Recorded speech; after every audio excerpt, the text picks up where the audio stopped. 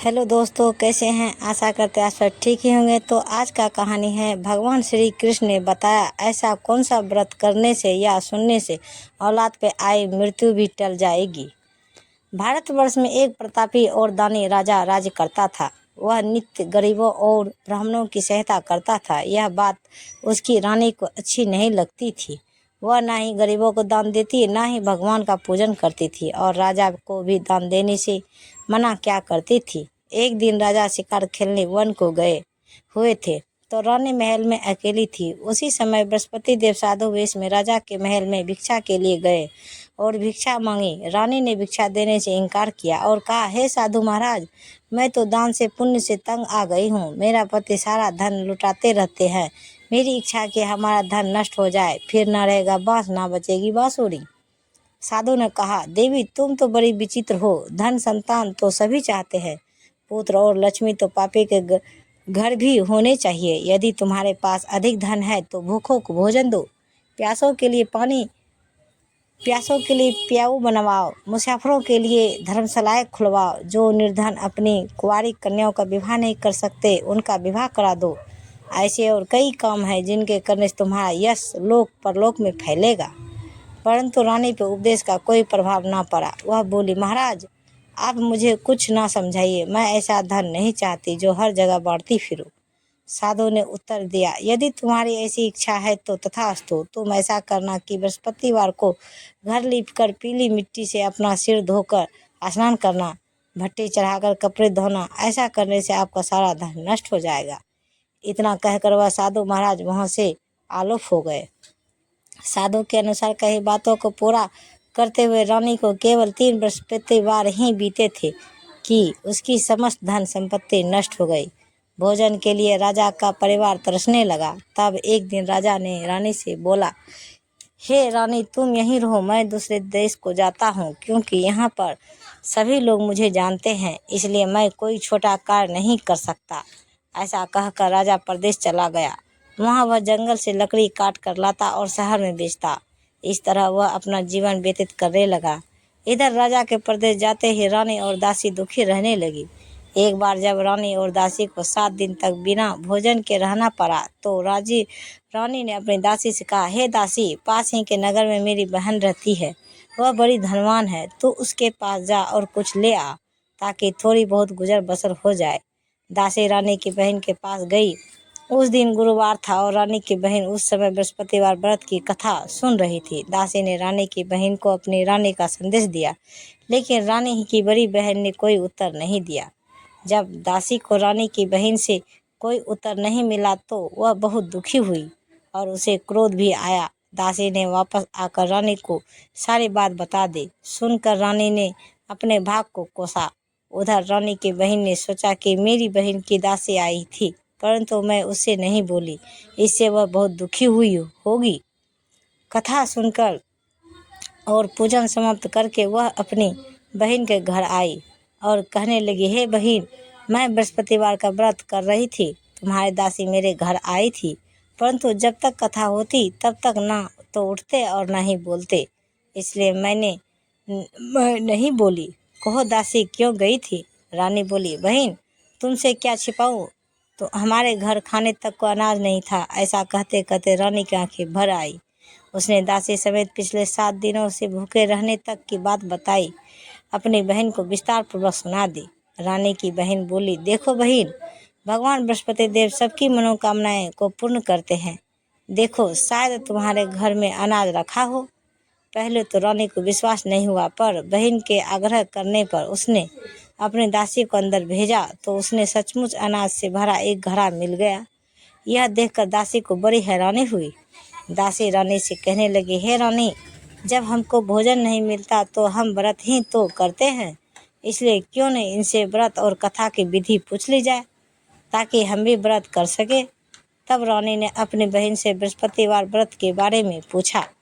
उसकी बहन ने बताया, बृहस्पतिवार के व्रत पे चने की दाल और मुनक्का से विष्णु भगवान का केले की जड़ में पूजन करें तथा दीपक जलाएं, व्रत कथा सुनें और पीला भोजन ही करें। इसे बृहस्पति देव प्रसन्न होते हैं। व्रत और पूजन विधि बताकर रानी की बहन अपने घर को लौट गई। 7 दिन के बाद जब गुरुवार आया तो रानी और दासी ने व्रत रखा।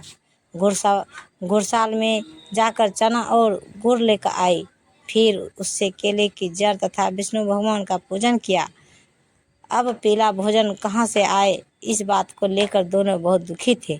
चूंकि उन्होंने व्रत रखा था इसलिए बृहस्पति देव उनसे प्रसन्न थे, इसलिए वे एक साधारण व्यक्ति का रूप धारण कर 2 थालों में सुंदर पीला भोजन दासी को दे गए।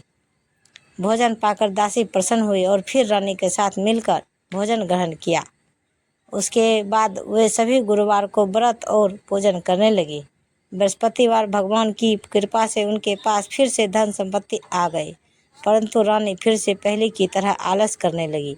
तब दासी बोली, देखो रानी, तुम पहले भी इस प्रकार आलस करती थी। तुम्हें धन रखने में कष्ट होता था, इस कारण सभी धन नष्ट हो गया, और अब जब भगवान बृहस्पति की कृपा से धन मिला है तो तुम्हें फिर से आलस होता है।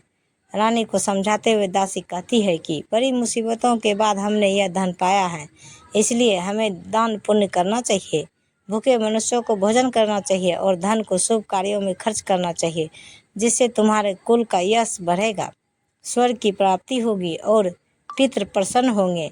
दासी की बात मानकर रानी अपना धन शुभ कार्यों में खर्च करने लगे, जिससे पूरे नगर में उसका यश फैलने लगा। बृहस्पतिवार व्रत कथा के बाद श्रद्धा के साथ आरती की जानी चाहिए। इसे के बाद प्रसाद बांटकर उसे ग्रहण करना चाहिए। एक दिन राजा दुखी होकर जंगल में एक पेड़ के नीचे आसन जमाकर बैठ गया। वह अपनी दशा को याद करके व्याकुल होने लगा। बृहस्पतिवार का दिन था। एकाएक उसने देखा कि निर्जन वन में एक साधु प्रकट हुए। वह साधु वेश में स्वयं बृहस्पति देवता थे। लकहारे के सामने आकर बोले, हे लकहारे, इस सुनसान जंगल में तू चिंता मग्न क्यों बैठा है? लकहारे ने दोनों हाथ जोड़कर प्रणाम किया और उत्तर दिया, महात्मा जी, आप सब कुछ जानते हैं, मैं क्या कहूँ? यह कहकर रोने लगा और साधु को अपनी आत्मकथा सुनाई। महात्मा जी ने कहा, तुम्हारी स्त्री ने बृहस्पति के दिन बृहस्पति भगवान का निरादर किया है, जिसके कारण रुष्ट होकर उन्होंने तुम्हारी यह दशा कर दी है। अब तुम चिंता को दूर करके मेरे कहने पे चलो तो तुम्हारे सब कष्ट हो जाएंगे और भगवान पहले से भी अधिक संपत्ति देंगे। तुम बृहस्पति के दिन कथा क्या करो, 2 पैसे की चना मुनक्का लाकर उसका प्रसाद बनाओ और शुद्ध जल से लोटे में शक्कर मिलाकर अमृत तैयार करो। कथा के पश्चात अपने सारे परिवार और सुनने वाले प्रेमियों में अमृत और प्रसाद बांटकर आप भी ग्रहण करो। ऐसा करने से भगवान तुम्हारे सब मनोकामनाएं पूरी करेंगे। साधु के ऐसे वचन सुनकर लकहारा बोला, हे प्रभु, मुझे लकड़ी बेचकर इतना पैसा नहीं मिलता जिससे भोजन के उपरांत कुछ बचा सको। मैंने रात्रि में अपने स्त्री को व्याकुल देखा है, मेरे पास कुछ भी नहीं जिससे मैं उसकी खबर मंगा सकूं। साधु ने कहा, हे लकहारे, तुम किसी बात की चिंता मत करो। बृहस्पति के दिन तुम रोजाना की तरह लकड़ियां लेकर शहर जाओ। तुमको रोज से दुगना धन प्राप्त होगा, जिससे तुम भली भांति भोजन कर लोगे तथा बृहस्पति देव की पूजा का सामान भी आ जाएगा। इतना कहकर साधु अंतर्ध्यान हो गया। धीरे धीरे समय व्यतीत होने पर फिर वही बृहस्पतिवार का दिन आया। लकहारा जंगल से लकड़ी काटकर किसी शहर में बेचने गया। उसे उस दिन से अधिक पैसा मिला। राजा ने चना गुड़ आदि लाकर गुरुवार का व्रत किया। उस दिन उसे के सभी क्लेश दूर हुए, परंतु जब दोबारा गुरुवार का दिन आया तो बृहस्पतिवार का व्रत करना भूल गया। इस कारण बृहस्पति भगवान नाराज हो गए। उस दिन उस नगर के राजा ने विशाल यज्ञ का आयोजन किया था तथा शहर में यह घोषणा करा दी थी कि कोई भी मनुष्य अपने घर में भोजन न बनावे, न आग जलावे, समस्त जनता मेरे यहाँ भोजन करने आवे। इस आज्ञा को जो न मानेगा उसे फांसी की सजा दी जाएगी। इस तरह घोषणा संपूर्ण नगर में करवा दी गई। राजा की आज्ञा अनुसार शहर के सभी लोग भोजन करने गए, लेकिन लकहारा कुछ देर से पहुंचा, इसलिए राजा उसको अपने साथ घर लिवा ले गए और ले जाकर भोजन करा रहे थे तो रानी की दृष्टि उस खूंटी पर पड़ी जिस पर उसकी हार लटका हुआ था। वह वहां पर दिखाई नहीं दिया। रानी ने निश्चय किया कि मेरा हार इस मनुष्य ने चुरा लिया है। उसी समय सिपाहियों को बुलाकर उसको कारागार में डलवा दिया।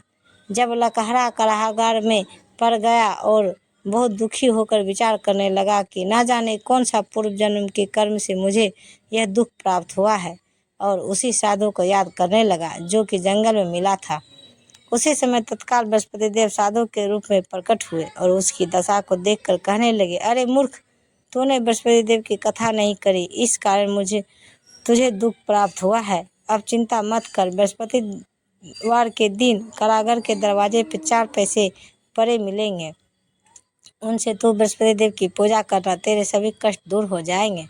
बृहस्पति के दिन उसे 4 पैसे मिले। लकाहारे ने कथा उसी रात्रि को बृहस्पति देव ने उस नगर के राजा को स्वप्न में कहा, हे राजा, तुमने जिस आदमी को कारागार में बंद किया है वह निर्दोष है, वह राजा उसे छोड़ दो देना। रानी का हार उसी खूंटी पर लटका है, अगर तू ऐसा नहीं करेगा तो तेरे राज्य को नष्ट कर दूंगा। इस तरह रात्रि के स्वप्न को देखकर राजा प्रातःकाल उठा और खूंटी पर हार देखकर लकहारे को बुलाकर क्षमा मांगी तथा लकहारे को योग सुंदर वस्त्र आभूषण देकर विदा कर दिया। बृहस्पति देव की आज्ञा अनुसार लकहरा अपने नगर को चल दिए। राजा जब अपने नगर के निकट पहुंचा तो उसे बड़ा आश्चर्य हुआ। नगर में पहले से अधिक बाग, तालाब, कुएं और बहुत सी धर्मशालाएं, मंदिर आदि बन गई है। राजा ने पूछा, यह किसका बाग है और धर्मशाला है? तब नगर के सब लोग कहने लगे, यह सब रानी और बांदी के है।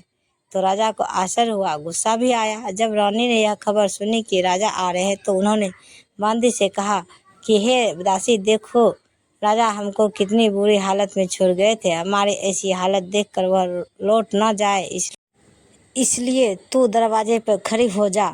आज्ञा अनुसार दासी दरवाजे पर खड़ी हो गई। राजा आए तो उन्हें अपने साथ लिवा लाई। तब राजा ने क्रोध करके अपने रानी से पूछा कि यह धन तुम्हें कैसे प्राप्त हुआ है? तब उन्होंने कहा, हमें यह सब धन बृहस्पति देव के इस व्रत के प्रभाव से प्राप्त हुआ है। राजा ने निश्चय किया कि 7 रोज बाद तो सभी बृहस्पति देव का पूजन करते हैं, परंतु मैं प्रतिदिन में 3 बार कहानी तथा रोज व्रत क्या करूँगा। अब हर समय राजा के दुपट्टे में चने की दाल बांधी रहती थी तथा दिन में 3 बार कहानी कहता। एक रोज राजा ने विचार किया कि चलो अपनी बहन के यहाँ हो आवे। इस तरह निश्चय कर राजा घोड़े पर सवार हो अपनी बहन के यहाँ चलने लगा। मार्ग में उसने देखा कि कुछ आदमी एक मुर्दे को लिए जा रहे हैं। उन्हें रोककर राजा कहने लगा, अरे भाइयों, मेरी बृहस्पति देव की कथा सुन लो। वो बोले, लो, हमारा तो आदमी मर गया है, इसको अपनी कथा की पड़ी है। परंतु कुछ आदमी बोले, अच्छा कहो, हम तुम्हारी कथा भी सुनेंगे।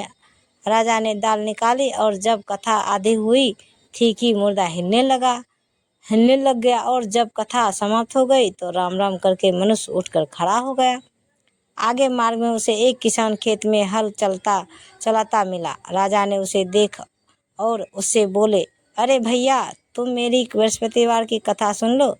किसान बोला, जब तक मैं तेरी कथा सुनूंगा तब तक 4 हरैया जोत लूँगा, जा अपनी कथा किसी और को सुनाना। इस तरह राजा आगे चलने लगा। राजा के हटते ही बैल पछाड़ खाकर गिर गए तथा किसान के पेट में बड़ी जोर का दर्द होने लगा। उस समय उसकी माँ रोटी लेकर आई। उसने जब यह देखा तो अपने पुत्र से सब हाल पूछा और बेटे ने सभी हाल कह दिया। तो बुढ़िया दौड़ी दौड़ी उस घुड़सवार के पास गई और उससे बोली कि मैं तेरी कथा सुनूंगी, तू अपनी कथा मेरे खेत पर चल कर ही कहना। राजा ने बुढ़िया से के खेत पर जाकर कथा कही, जिसके सुनते ही वह बैल उठकर खड़ा हुए तथा किसान के पेट का दर्द भी बंद हो गया। राजा अपनी बहन के घर पहुंचा। बहन ने भाई की खूब मेहमानी की। दूसरे रोज प्रातःकाल राजा जगा तो वह देखने लगा कि सब लोग भोजन कर रहे हैं। राजा ने अपनी बहन से कहा, ऐसा कोई मनुष्य है जिसने मुझे भोजन नहीं किया हो, मेरे बृहस्पतिवार की कथा सुन ले। बहन बोली, हे भैया, यह देश ऐसा ही है कि पहले यहाँ लोग भोजन करते हैं, बाद में अन्य काम करते हैं। अगर कोई पड़ोस में है तो देखाऊं। वह ऐसा कहकर देखने चले गई, परंतु उसे कोई ऐसा व्यक्ति नहीं मिला जिसने भोजन ना किया हो। अतः वह एक कुम्हार के घर गई जिसका लड़का बीमार था। उसे मालूम हुआ कि उनके यहाँ 3 रोज से किसी ने भोजन नहीं किया है। रानी ने अपने भाई की कथा सुनने के लिए कुम्हार से कहा। वो तैयार हो गया। राजा ने जाकर बृहस्पतिवार की कथा कही, जिसके सुनकर उसका लड़का ठीक हो गया। अब तो राजा की प्रशंसा होने लगी। एक रोज राजा ने अपनी बहन से कहा कि हे बहन, हम अपने घर को जाएंगे, तुम भी तैयार हो जाओ। राजा की बहन ने अपनी सास से कहा। सास ने कहा, हाँ चली जा, परंतु अपने लड़के को मत ले जाना, क्योंकि तेरे भाई की कोई औलाद नहीं है। बहन ने अपने भैया से कहा, हे भैया, मैं तो चलूँगी, पर कोई बालक नहीं जाएगा। राजा बोला, जब कोई बालक नहीं चलेगा तब तुम ही क्या करोगी। बड़े दुखी मन से राजा अपने नगर को लौट आया। राजा ने अपनी रानी से कहा, हम निर्वंशी हैं, हमारा मुंह देखने का धर्म नहीं है, और कुछ भोजन आदि नहीं किया। रानी बोली, हे प्रभु, बृहस्पति देव ने हमें सब कुछ दिया है, हमें औलाद अवश्य देंगे। उसी रात को बृहस्पति देव ने राजा से स्वप्न में कहा, हे राजा, उठ, सभी सोच त्याग दे, तेरी रानी गर्भ से है। राजा की यह बात सुनकर बड़ी खुशी हुई। 9वें महीने में उसके गर्भ से एक सुंदर पुत्र पैदा हुआ। तब राजा बोला, हे रानी, स्त्री बिना भोजन के रह सकती है, पर बिना कहे नहीं रह सकती। जब मेरी बहन आवे तुम उससे कुछ कहना मत। रानी ने सुनकर हाँ कर दिया। जब राजा की बहन ने यह शुभ समाचार सुना तो वह बहुत खुश हुई और बधाई लेकर अपने भाई के यहाँ आई। तभी रानी ने कहा, घोड़ा चढ़कर तो नहीं आई, गधा चढ़ी आई। राजा की बहन बोली, भाभी, मैं इस प्रकार ना कहती तो तुम्हें औलाद कैसे मिलती। बृहस्पति देव ऐसे ही है, जैसी जिसके मन में कामनाएं हैं सभी को पूर्ण करते हैं। जो सद्भावना पूर्वक बृहस्पति वार का व्रत करता है एवं कथा पढ़ता है अथवा कथा सुनता है, दूसरों को सुनाता है, बृहस्पति देव उसकी सभी मनोकामनाएं पूर्ण करते हैं। प्रेम से बोलिए विष्णु भगवान की जय। आपको ये कहानी कैसी लगी प्लीज़ हमें कमेंट में बताएं, और ऐसे ही वीडियो देखने के लिए हमारे चैनल को सब्सक्राइब करें और वीडियो को लाइक ज़रूर करें। धन्यवाद। तो गाइज, मिलते हैं अगले वीडियो के साथ, तब तक बाय बाय गाइज।